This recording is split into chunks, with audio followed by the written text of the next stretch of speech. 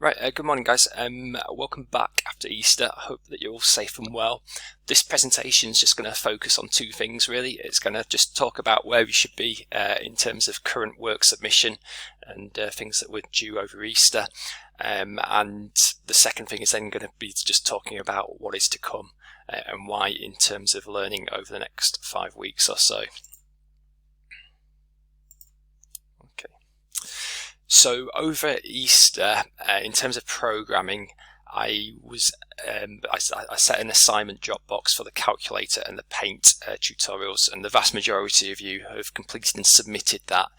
Some people, when I've looked through, have only submitted evidence of the calculator, so that sort of applies to a couple of people. So if you can just go back and double check and then upload the paint evidence as well, so that I can see that program has also been completed, that would be great. But by and large, most people have appear to have completed those successfully.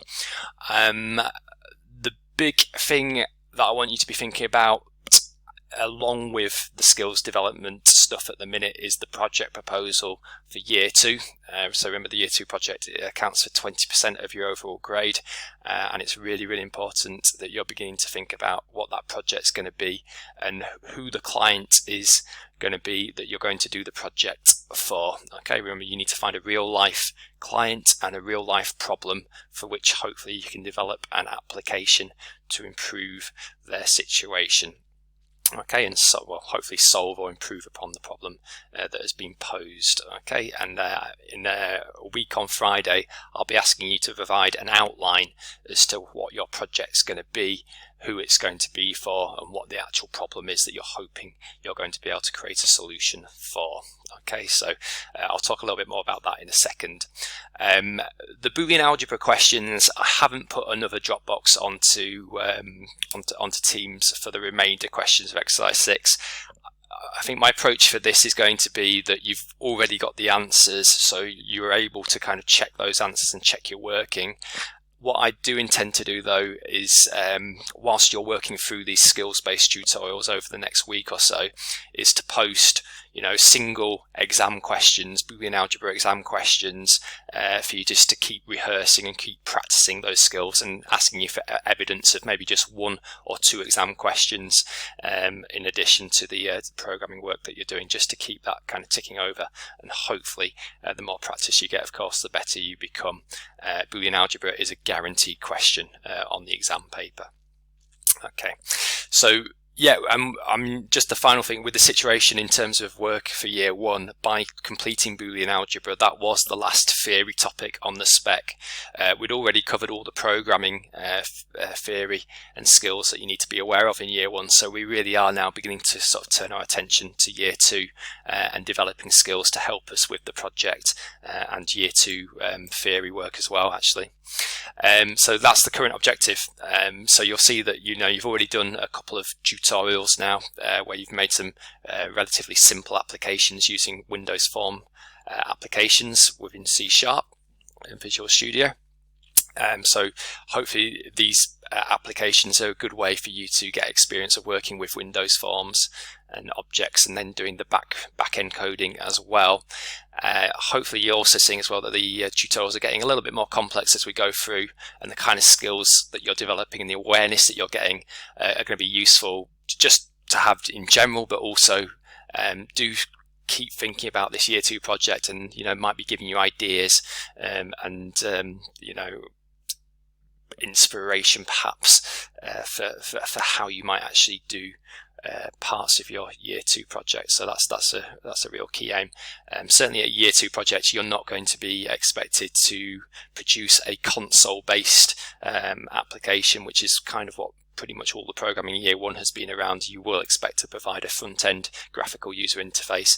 So so the skills that you're developing here, really they're kind of in view to supporting with that year 2 project. Okay, so this week you'll know that you've got the Hangman tutorials to be working through, so that's due in on Friday.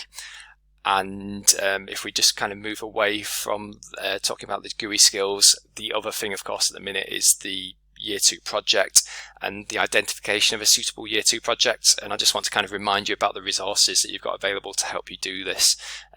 So starting with on Teams. If you scroll back to this date and time on the post section, you'll find this video presentation of me discussing and introducing the Year 2 project and key things that you need to be aware of. So I'll definitely go and check that out if you haven't done so already.